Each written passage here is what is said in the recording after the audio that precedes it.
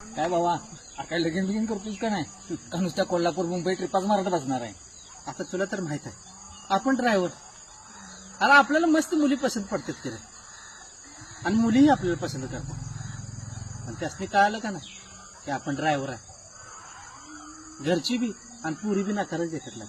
त्यामुळं आपलं काय लगीन व्हायचं दिसत नाही. काय काळजी करू नकोस, अरे तुला बी भेटेल एक दिवस. आता त्या परमेश्वरालाच नाही.